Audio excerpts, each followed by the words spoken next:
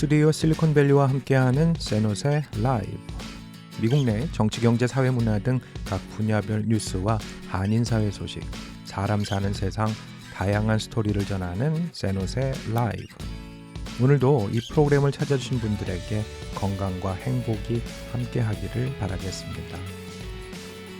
여러분들의 구독, 좋아요, 알람 설정은 이 프로그램 제작에 큰 힘과 도움이 되어줍니다.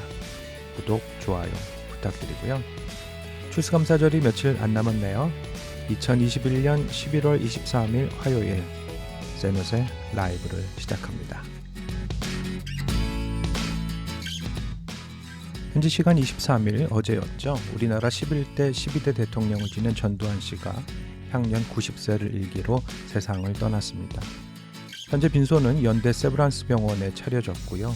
전 씨의 사망은 지난달 26일 노태우 전 대통령의 별세에 이어 한 달 만에 일어났습니다.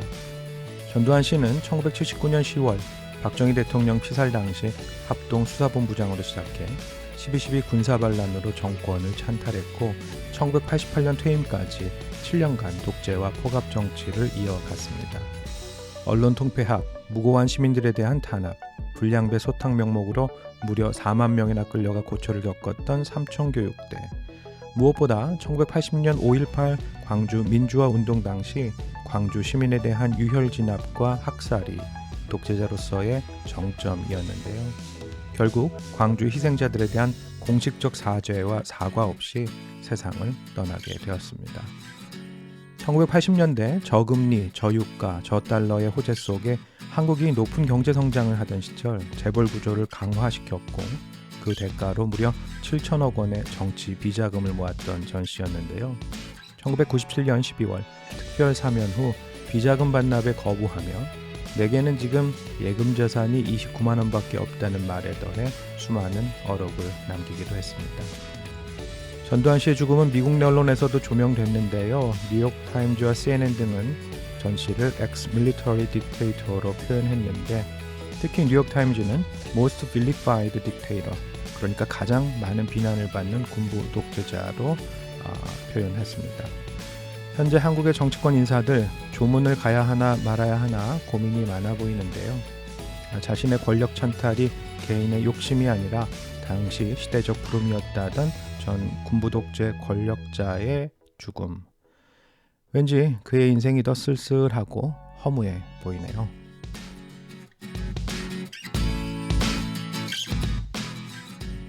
어제 전한 소식이기도 했죠. 위스콘신에서 발생한 크리스마스 퍼레이드 행렬에 대한 차량 공격 사건, 범인이 공개됐습니다. 올해 39살 데럴 브룩스 주니어라는 사람인데요. 뉴욕타임즈에 따르면 브룩스는 사건 발생 이전 이미 가정폭력 사건을 일으키고 도망 중이었고요. 그러다 크리스마스 행렬을 차량으로 덮친 것입니다. 그는 이미 이달 초 공무집행방해, 보석 중 무단 이탈과 폭행 등의 혐의로 기소된 상태였는데 이번 자동차 공격 사건으로 1급 고의살인 등 5개 혐의가 추가로 기소됐습니다. 현재 피해 상황은 이렇습니다. 사망 5명, 부상 58명인데요. 사망자들의 경우 50대에서 80대 고령층이고 부상자들은 어린 학생들이 많은 것으로 알려졌습니다. 부상자 중에 9명이 특히 위독한 상태인데 이 중 7명이 어린아이들이어서 주변 사람들을 더욱 안타깝게 하고 있습니다. 조 바이든 미 대통령 역시 이번 사건에 관심을 두고 백악관으로부터의 지원을 아끼지 않겠다고 했는데요. 사망자 또 부상자들의 가족들에게 위로의 말을 전하고 싶네요.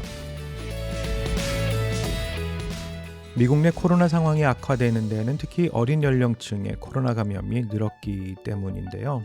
어린 청소년들이나 그 부모들에게 반가운 소식이 있습니다. 제약회사 파이자가 개발한 코로나 백신이 12살에서 15살 청소년에게 100% 예방 효과를 보였다고 어제 미국 내 언론들이 전했는데요.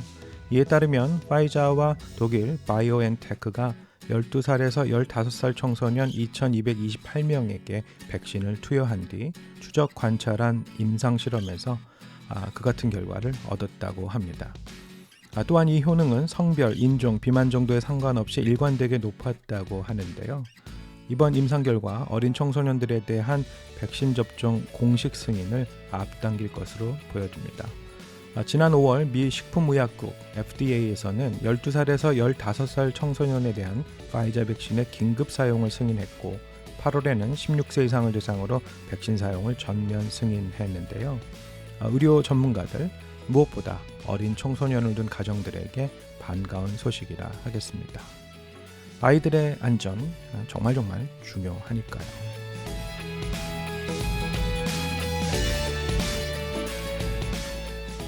어제 미 백악관에서는 연방 공무원들의 백신 접종 통계를 발표했습니다. 22일 현재 350만 연방 공무원 중 최소 1회 이상 백신 접종을 마친 경우는 90%이고요.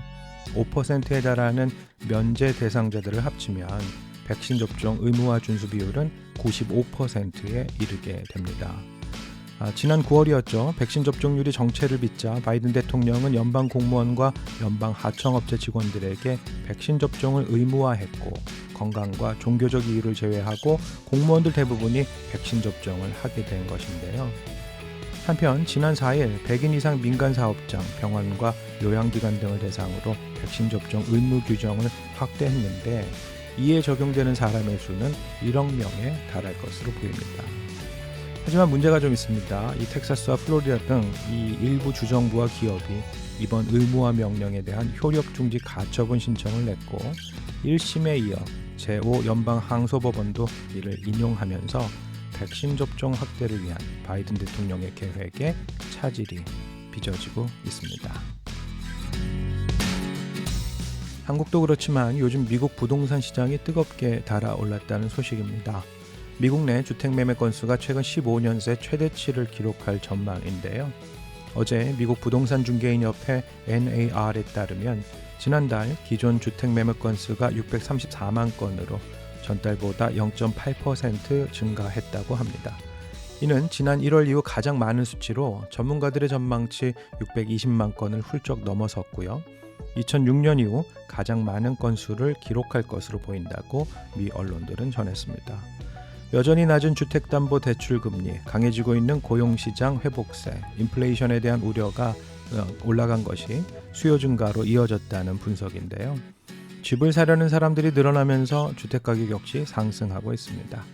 지난달 팔린 기존 주택의 중간 가격이 35만 3,900달러, 우리 돈 약 4억 2천만 원으로 지난해 같은 달과 비교할 때 13% 이상 상승했다는데요. 미국 전체 주택시장 거래에서 기존 주택이 차지하는 비율이 약 90%라는 점에서 미국 내의 집값 상승 앞으로도 좀 지속될 것 같네요. 지구상 가장 많은 재산을 가진 사람, 이 아마존 창업주 제프 베이조스인데요. 개인으로서는 역대 최대 금액을 재단에 기부해 화제가 되고 있습니다. 어제인데요. 베이조스가 전 오바마 대통령이 설립한 평화재단과 뉴욕대 NYU 의료센터에 각각 1억 달러와 1억 6,600만 달러를 기부한다고 미 언론들이 전했습니다. 두 곳에 도네이션한 금액을 합치면 우리 돈 3,157억 원이 되는데요.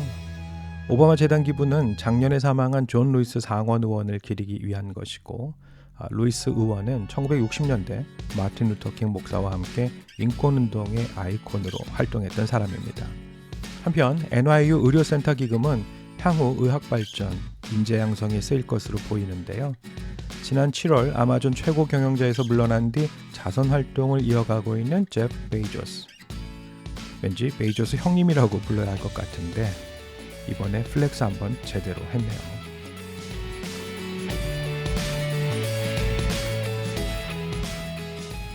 넷플릭스 드라마 오징어의 열풍이 채 가시기 전에 이번엔 한국 드라마 지옥이 글로벌 드라마 시장을 달구고 있습니다. 온라인 콘텐츠의 순위를 집계하는 사이트 플릭스 페트롤에 따르면 지옥은 이틀 전 기준 넷플릭스 TV 프로그램 부문 전 세계 1위에 올랐다고 하는데요.